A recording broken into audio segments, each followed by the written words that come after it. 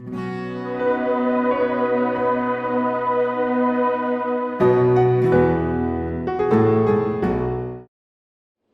we have the next question from the mic over the other side? Please post your name and your profession. A very good evening, Doctor. My name is Reva, and I'm a psychology student as well. The 9/11 question was from my sister. But I'm not talking about 9/11. I have a separate question, and I'm having a sore throat, so I'll make the question quick before I run out of my voice. Well, I went to a Christian school, and there I'm surrounded by a very good number of narrow-minded people, and their narrow-minded people's beliefs are anything except for Christianity is devil worship. So according to them, everything is devil worship. And for them, Islam is as well as devil worship. But I don't see it that way, because if this is devil worship, it won't be the number one religion in the world. So clearly there's something in Islam that Christianity doesn't have, which is why it's such a achieving and a lot of people are in it. So my question is, I want to know what that something is.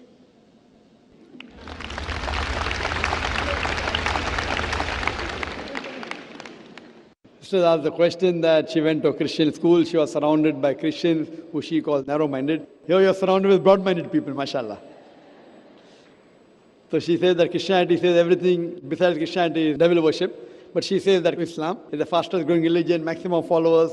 So what is it, the in thing, that people are inspired towards? Sister, I've been in this field for dawah for more than 20 years. More than 20 years I've been in this field of dawah. And I've met many people who have reverted to Islam, from Christianity, from Hinduism, from Buddhism, from Sikhism. And each one is inspired by different things. But the most common factor among the people who accept Islam in my survey is the belief in oneness of God. The other people theoretically say, Ek Ishwar, Ek Paramatma, but practically they don't follow it. Christianity says believe in one God, but they say Father, Holy Spirit, and the Son. They talk about one, but they practically believe in Trinity. So Islam is the only religion which speaks and practices Tawheed, monotheism. So this inspires a person about the one true God unity. And unlike other religions where you can see that, gods fighting among themselves, one God is taking the help of another God, and the devil can defeat the God. So all these things, a normal person thinks is illogical. How can God be defeated? How can God die? In some religions, God dies also. So if God dies, then who rules the world? So when you see all these things logically, people normally blindly follow. These blind beliefs are not there in Islam. Therefore, Quran says that, do you not understand?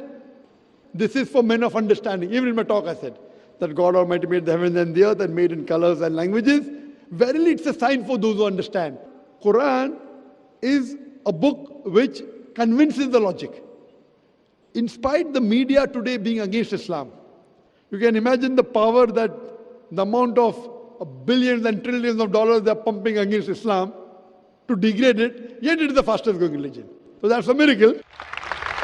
Allah says in the Quran, in Surah Imran chapter 3, verse 54, Makaru makrallah wallahu khairul makirin. They planned and plotted, Allah too planned. Allah is the best of planners. So in this way, the major factor is that Islam is the most logical religion. There may be certain things which they may feel, oh, it's bad, it's like that. But when they come close to it, like today, Islam is maligned. One thing is terrorism, second is that there are no women's rights. If there are no women's rights in Islam today, out of the Americans accepting Islam, 2/3 are women. So why are the American women accepting Islam? Out of the Europeans accepting Islam, 2/3 are women. If Islam is a religion which does not give rights to the women, then who's forcing the European and American women to accept Islam? Because they find the security. They have been and seen the world and lived, talking about liberalization and modernization.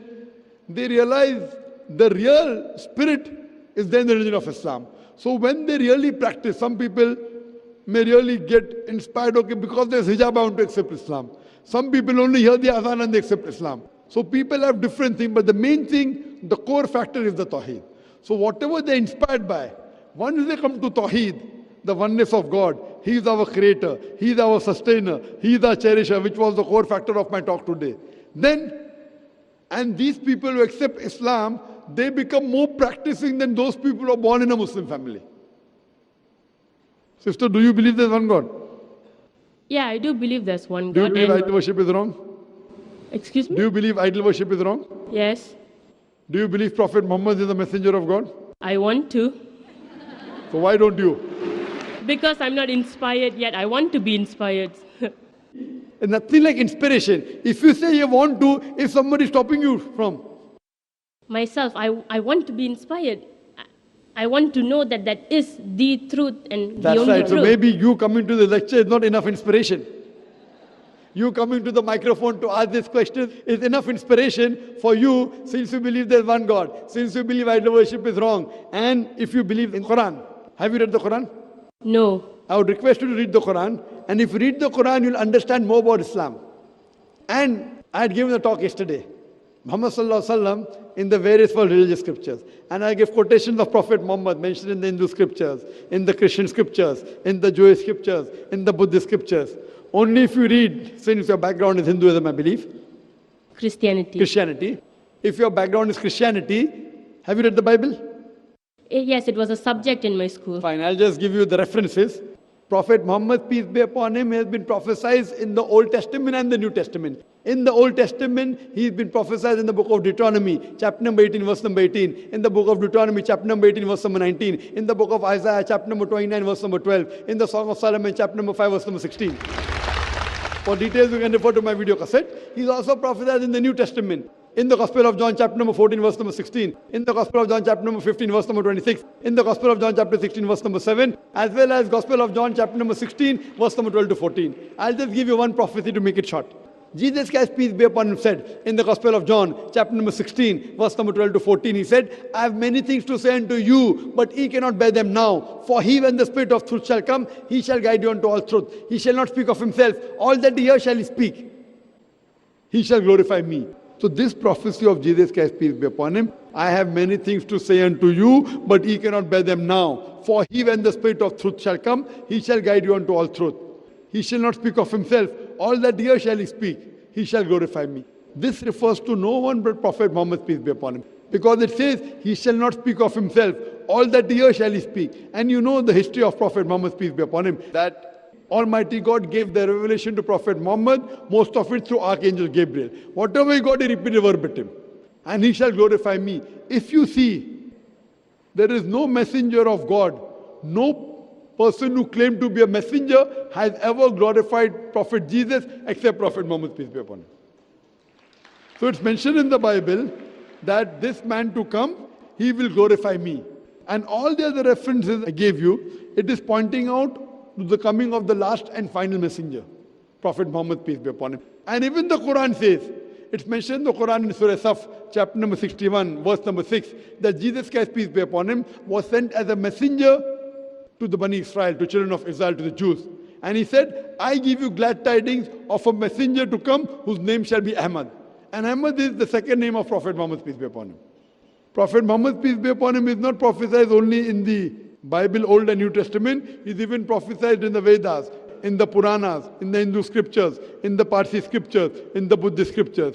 As I was saying earlier, that even though the scriptures have been changed, even if the scriptures have been manipulated, yet there are remnants in the verses of that scripture about the oneness of God, that's Tawheed, and about Prophet Muhammad being the last and final messenger. Now, Doctor, since that I've never actually read the Quran, may I humbly request that can I have a translated version of the Holy Quran? So, inshallah, I'd request my wife to hand over a translation of the Quran. She will, inshallah, hand over the translation. And I request you that please read the translation. And inshallah, if you have any question, you can either ask to a local Dawah organization, or you can ask to Islamic Information Services, or you can write to us, email, it's a global village. You can send the email to islam@irf.net. irf.net. It's the short form for the organization Islamic Research Foundation.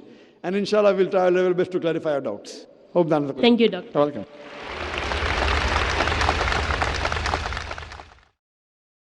What used to happen before the coming of the Prophet ﷺ, the jinn, they used to hear the news from the angels.